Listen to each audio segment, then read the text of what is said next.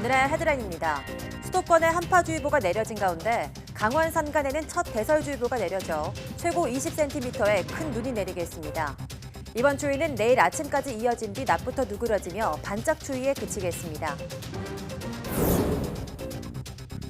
지구촌 이상기후로 아프리카 남부와 호주에 극심한 가뭄이 덮쳤습니다. 아프리카 남부는 대규모 식량 위기에 처했고 호주는 습지의 사막화로 서식하던 조류 90%가 자취를 감췄습니다. 우리 정부는 일본이 수출 규제를 재검토한다는 입장에 지소미아를 조건부로 종료 연기했습니다. 하지만 일본은 자국의 외교적 승리라고 강조하고 있어서 우리 정부는 조건부 연기는 최종 합의가 아니라며 앞으로의 협상은 일본의 태도에 달렸다고 경고했습니다.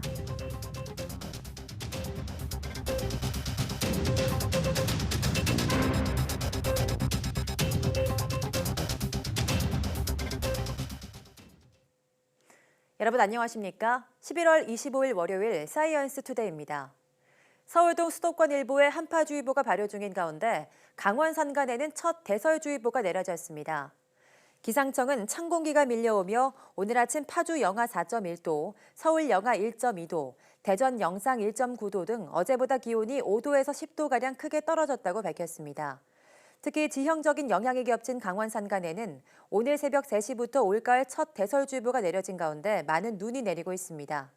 기상청은 현재 3에서 9cm의 눈이 내린 이 지역에 총 20cm의 큰 눈이 예상된다며 주의를 당부했습니다. 이번 추위는 내일 아침까지 이어진 뒤 풀릴 것으로 보입니다.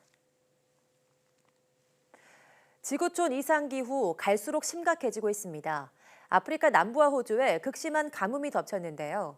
아프리카 남부의 경우에는 1,100만 명 이상이 식량 위기에 직면했다고 유엔이 경고할 정도입니다. 이종수 기자입니다. 소년들이 굶어 죽은 양을 처리하러 숲으로 가고 있습니다. 수개월 동안 계속된 가뭄이 남아프리카 공화국 등 아프리카 남부를 덮치면서 기근에 가축들이 죽어나가고 있습니다. Emotional. I lost 25% of my sheep. 어린이들도 굶주리긴 마찬가지입니다. 유엔은 수십 년 만에 닥친 최악의 가뭄에 1,100만 명이 넘는 아프리카 남부 거주민들이 식량 위기에 처해 있다고 경고했습니다. 사정이 이처럼 심각하다 보니 극단적 선택을 하려는 이들도 늘고 있습니다. Many people are struggling with suicidal thoughts at this moment, here and further down west, because the drought is affecting a very big part of South Africa. 하지만 가혹하게도 앞으로 석 달은 더 이 지역에 극심한 가뭄이 계속될 것으로 기상학자들이 예보했습니다. 공중에서 내려다본 습지대 대부분이 불모지로 변해버렸습니다. 새들의 은신처로 1990년대 말에는 수십만 마리의 새들이 살던 이곳이 극심한 가뭄의 일부를 제외하고 사막화하면서 많게는 서식하던 조류의 90%가 자취를 감췄습니다.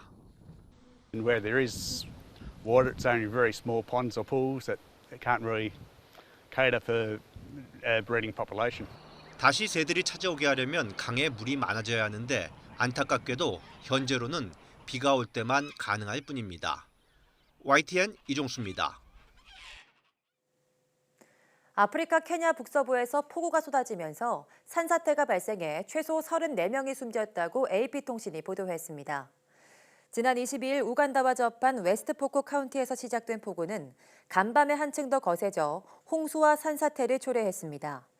케냐 내무부는 현지 시각 23일 폭우 속의 산사태가 웨스트포콧의 마을을 덮쳐 주민 12명이 숨지고 센트럴 포콧에서는 17명이 숨졌다고 발표했습니다. 또 5명은 차량이 물에 빠지면서 사망했습니다. 과학자들은 따뜻해진 바닷물이 케냐 등 동부 아프리카 지역에서 이상 기후를 초래하고 있다고 경고했습니다. 앞서 구호단체들은 동부 아프리카 지역에서 홍수로 50명 이상이 숨지고 수십만 명의 이재민이 발생했다고 밝혔습니다. 암스테르담 도심을 잇는 운하들은 유네스코 세계문화유산에 등재될 정도로 높은 역사적 가치를 지녔는데요. 이 운하에 버려진 플라스틱 쓰레기가 심각한 문제로 부상하면서 거품 장벽이라는 새로운 수거 기법이 눈길을 끌고 있습니다. 조수연 기자입니다.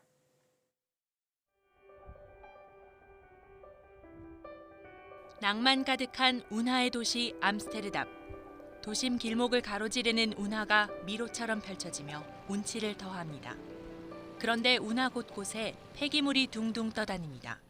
We have a lot of waste in the canals. Every day we take out 3,500 kilograms of waste. 이런 문제를 해결하기 위해 네덜란드 신생 기업이 거품 장벽이라는 시스템을 개발했습니다. 먼저 구멍이 뚫린 튜브를 수중에 설치한 뒤 압축 공기를 주입하면 거품이 뿜어져 나옵니다. 그 거품이 수면 위로 올라오면서 장벽을 형성해 폐기물을 걷어내는 방식입니다. 실제로 실험한 결과 86%가량이 거품벽에 걸려든 것으로 나타났습니다. 이 업체는 북해로 흘러가는 모든 운하에 거품 장벽을 도입하는 게 목표입니다. The bubble barrier is definitely a very useful tool to start stopping plastic, to start monitoring plastic, to even assess how much plastic is actually in our waters. 해마다 암스테르담 운하에 버려지는 플라스틱 쓰레기의 양은 4만여 킬로그램. 거품 장벽은 많은 인력을 배치해 쓰레기를 일일이 수거해온 기존 작업의 효율성을 대폭 높여줄 것으로 기대를 모으고 있습니다. YTN 조수연입니다. 앞으로 재활용 쓰레기를 버릴 때 페트병을 분리 배출하는 방안이 의무화됩니다. 일본을 비롯해 해외에서 연간 2만여 톤의 폐페트병을 수입해 재생 섬유 원료로 쓰는데 이 분리 배출만 잘해도 이를 대체할 수 있다고 합니다. 황선욱 기자가 보도합니다. 페트병은 무색 투명하고 이물질이 적을수록 고품질로 재활용 가치가 높습니다. 특히 고품질 페트병은 재생섬유의 원료로 의류업체 등에서 수요가 많습니다. 하지만 우리나라에서 재활용되는 폐페트병 24만 톤 가운데 고품질로 재생되는 양은 10%를 조금 넘는 2만 9천 톤에 불과합니다. 그래서 일본 등에서 한 해 2만 2천 톤을 수입하고 있습니다.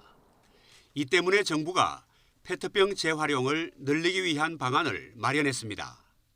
무색 페트병, 먹는 생물 페트병을 별도로 분리 배출하고 수거하는 체계를 단계적으로 구축하고자 합니다. 이를 위해서 내년 1월부터 6월까지 시범 사업을 거쳐서 우선 내년 하반기 아파트 단지부터 페트병 분리 배출이 의무화됩니다. 그런 다음 내후년에는 전국 모든 단독주택까지 확대합니다. 또 당장 다음 달부터는 맥주병 같은 색깔이 있는 유색 페트병 사용이 금지됩니다. 라벨이 섞이면 페트병 품질이 떨어지는데 재활용 공정에서 라벨이 쉽게 분리되는 기술이 최근 개발된 것도 페트병 고품질화에 도움이 될 전망입니다. 환경부는 이렇게 하면 고품질 페트병이 2022년에 10만 톤까지 늘어나 일본 수입 등을 충분히 대체할 것으로 보고 있습니다. YTN 황순욱입니다. 후쿠시마 원전 오염수 처리 방안과 관련해 우리 정부가 일본에 주변국이 신뢰할 오염수 처리 현황을 공개하라고 요구했습니다. 환경부는 일본 기타큐슈에서 열린 한중일 환경장관 회의에서 조명래 장관이 고이즈미 신지로 일본 환경성 장관과 양자회담을 열어 이같이 요구했다고 밝혔습니다. 고이즈미 장관은 과학적 근거에 입각해 관련 정보를 투명하게 국제사회에 공개하겠다고 말했다고 환경부는 전했습니다. 한중 양자회담도 진행됐는데 이 자리에서 중국은 올해부터 베이징, 텐진 허베이 및 주변 지역의 가을 겨울철 대기질 예보 상황과 미세먼지 저감 조치 경보를 한중 환경협력센터에 제공하기로 했습니다. 우리 정부는 다음 달 도입하는 계절관리제 기간에 해당 정보를 집중적으로 활용하기로 했습니다. 세 나라 회의에선 대기질 개선, 순환경제, 기후변화 대응, 해양 물 환경 관리 등 8가지가 우선 협력 분야로 선정돼 공동 합의문에 담겼습니다. 청와대는 한일 군사정보보호협정 지소미아의 조건부 종료 연기 이후 나온 일본 정부의 태도에 대해 강력한 유감을 표명했습니다. 일본 정부도 부풀려진 발표에 대해 사과했다고 밝혔는데 앞으로의 협상은 일본의 태도에 달렸다며 할 테면 해보라는 이례적인 수준의 경고장을 날렸습니다. 신호 기자입니다. 한아세안 특별정상회의가 열리는 부산 백스코 미디어센터에서 정우용 국가안보실장이 지소미아 관련 긴급 브리핑을 가졌습니다. 정우용 실장은 지난 22일 이루어진 양국 합의에 대한 일본 정부의 태도에 깊은 유감을 표시했습니다. 우리가 WTO 절차 중단을 통보해 협의가 시작됐다는 일본 측 설명은 사실과 다르고 한국이 수출 관리의 문제점을 인정했다는 일본 측 발표도 왜곡됐다는 겁니다. 일본 경제산업성의 이런 발표는 의도적으로 왜곡하고 부풀려졌다면서 그런 내용이었다면 합의 자체가 없었을 것이라고 강조했습니다. 한일 양국이 함께 발표하기로 약속한 시간 전에 일본 언론이 합의 내용을 보도하고 실제 발표는 우리보다 7분 늦게 한 점도 이해하기 어렵다고 지적했습니다. 정 실장은 우리 정부가 일본의 불합리한 행동에 강력히 항의했다면서 일본 정부도 경제산업성의 부풀려진 발표에 사과했다고 설명했습니다. 청와대는 지소미아 조건부 연기는 최종 합의가 아니라는 점을 명확히 했습니다. 앞으로의 협상은 일본의 태도에 달렸다며 일본의 왜곡 발표에 대해 할 테면 해보라는 tryme라는 영어 표현으로 경고했습니다. 청와대는 일본 정부가 이번 협상이 일본 외교의 승리, 퍼펙트 게임이다 이렇게 표현하는 것은 견강부회라고 비판하고 원칙과 포용에 우리 외교가 승리한 것이라고 강조했습니다. 부산 백스코에서 YTN 신호입니다.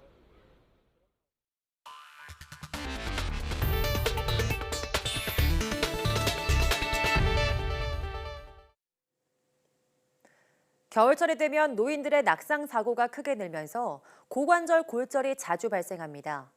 이 노인에게 고관절 골절은 치명적 피해를 주기에 넘어지지 않도록 주의하는 게 중요합니다. 김승재 기자입니다. 올해 87인 임문영 할머니. 최근 방에서 넘어져 고관절, 즉 엉덩이 관절이 골절돼 인공관절 수술을 했습니다. 방에서 그릇 정리하다가 넘어지는 바람에 고관절이 좀 다쳤습니다. 기온이 떨어지면 몸이 움츠러들게 되면서 임 할머니처럼 넘어져 낙상 사고를 당하는 노인이 증가합니다. 노인 낙상 사고 피해 가운데 가장 많은 것이 고관절 골절입니다. 65세 이상 고관절 골절 환자 가운데 수술적 치료를 받은 뒤 1년 안에 사망한 확률은 평균 20%나 됩니다. 80대, 90대 이런 노인분들이 고관절이 골절돼서 이제 거동이 힘들어지고 누워 있다 보면 욕창 생기고 폐렴 생기고 이런 것 때문에 돌아가실 수도 있는 거거든요. 그래서 뼈가 부러진 걸로 인해서 사망률이 굉장히 높게 되는 것이 고관절 골절이 유일합니다. 그래서 겨울철에는 노인들이 넘어지지 않도록 조심해야 합니다. 집안에 미끄럼 방지 타일을 깔아두거나 걸을 때 지팡이 등 보조 도구를 이용하는 것이 좋습니다. 특히 햇볕을 많이 쬐면서 걷기를 자주 함으로써 골 밀도를 높이는 것이 중요하다고 전문의들은 조언합니다. YTN 김승재입니다. 고령 노인은 갑자기 소리를 듣지 못하는 돌발성 난청 확률이 급증합니다. 이런 상황이 계속되면 사회와 고립되고 결국은 치매에 걸릴 위험성도 높아진다는 연구 결과가 나왔습니다. 김진도 기자가 보도합니다. 안살이 넘었지만 건강 하나만큼은 누구보다 자부하던 이보영 할머니. 평소와 다름없던 날 아침, 잠에서 깨자 갑자기 세상의 소리가 사라졌습니다. 노인들에게 종종 나타나는 돌발성 난청입니다. 이래 상대방이 써주고 얘기를 하니까 얼마나 불편해. 연령의 증가로 인해서 달팽이관이라든지 중추, 청각 신경계의 퇴행이 나타나는 겁니다. 그걸로 인해서 청력이 감소하는 거고. 돌발성 난청 환자들은 대화가 안 되기 때문에 사람 만나기를 두려워하면서 스스로 고립돼 외톨이가 됩니다. 막 집에 가면 가만히 있으니까 이게 귀가 안 들리니까 밖에 나가면 아는 사람 보면 말 걸으면 내가 못 들으면 상처받잖아요. 소리의 상실은 더 나아가 치매 위험도 급격히 높이는 것으로 나타났습니다. 미국 존스 홉킨스 대학 연구에 따르면 경도 난청 환자의 치매 발병 위험은 정상 청력인 경우보다 2배 높았고 고도 난청에서는 무려 5배나 높게 나왔습니다. It increases our risk of developing cognitive decline and loss of thinking and memory abilities over time, and even increase our risk of progressing to disability over time. 사람의 귀는 자고 있을 때도 항상 열려 있어 들어온 신호 자극을 뇌로 보냅니다. 하지만 소리를 듣지 못하면 그만큼 뇌에 자극이 없어져 돌이킬 수 없는 흔적을 남긴다는 겁니다. 30대 이후 나이가 10살 늘어날 때마다 난청 유병률은 거의 2배씩 증가해 80대는 무려 80에서 85%에 달합니다. 60대부터는 작은 소리를 자주 놓치거나 대화 내용을 이해 못해 되묻는 일이 생길 경우 병원에서 청력 검사를 받아봐야 한다고 전문의들은 조언합니다. YTN 김인우입니다. 최근 프로축구 인천의 유상철 감독이 최장암 4기라는 사실을 공개하고 끝까지 병마와 싸워 이기겠다고 다짐해 화제입니다. 이 췌장암은 난공불락의 암으로 알려져 있지만 적극적인 항암 치료와 수술을 통해 치료 성과가 점차 좋아지고 있습니다. 한영규 기자가 보도합니다. 췌장은 위장 뒤쪽에 있는 15cm 크기의 장기로 소화 효소와 혈당을 조절하는 인슐린을 분비하는 중요한 기관입니다. 몸속 깊숙이 위치해 초음파와 혈액 검사로도 암을 진단하기 어려워 치료가 쉽지 않은 특성이 있습니다. 50대인 최병화 씨는 췌장암 3기 진단을 받았지만 항암 치료와 수술을 통해 건강을 회복했습니다. 지금은 뭐 일상생활 하는데 아무 지장이 없고요. 뭐 더 그전보다 더 활발하게 활동하고 있습니다. 췌장암은 암이 커지기 전까지 특별한 증상이 없는 경우가 많습니다. 하지만 소화불량과 복통, 체중 감소, 황달 등이 나타나면 췌장암을 의심해 봐야 합니다. 당뇨가 갑자기 생기거나 또는 당뇨가 조절이 잘 되다가 갑자기 어느 날부터 잘 안 된다. 이럴 때는 이제 좀 전문가와 좀 상담해 보는 게 좋을 것 같아요. 흡연과 비만, 당뇨병, 만성 췌장염은 췌장암의 위험 인자로 주의가 필요합니다. 췌장암은 병의 진행 정도에 따라 1기에서 4기로 나뉘는데 3기와 4기는 수술이 불가능한 경우가 많습니다.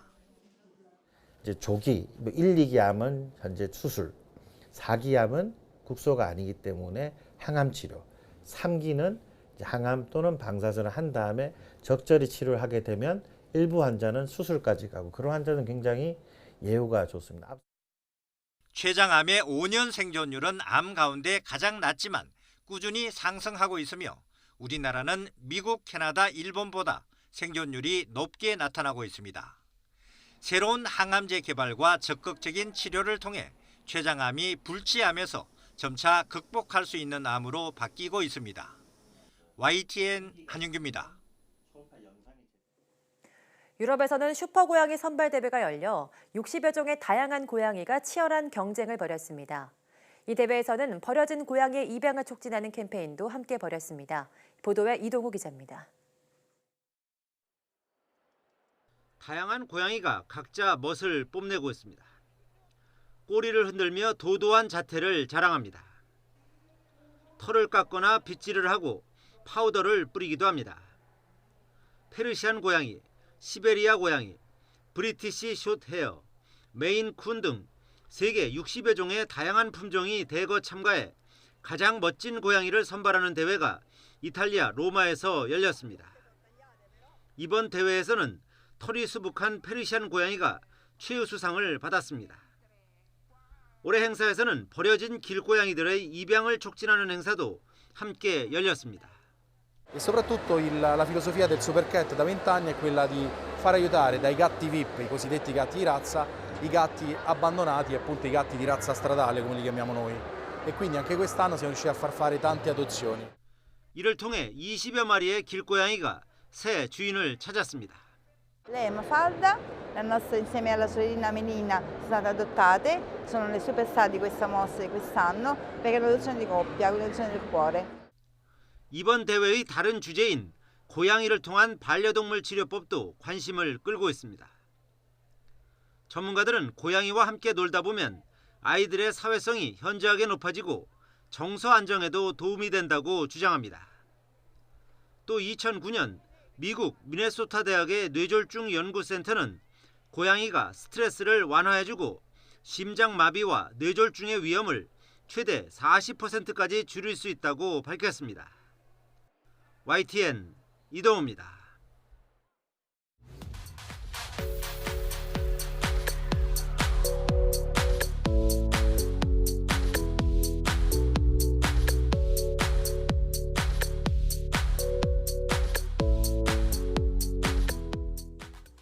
요즘 인공지능이 발달하면서 사회 각 분야에서도 활발히 활용되고 있습니다.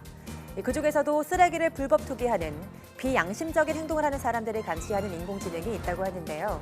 바로 애트리에서 개발한 딥뷰 기술을 활용한 겁니다. 오늘 오후 사이언스 투데이 과학 돋보기에서 자세히 알아보겠습니다. 모두 많은 시청 바랍니다. 함께해 주신 여러분 고맙습니다.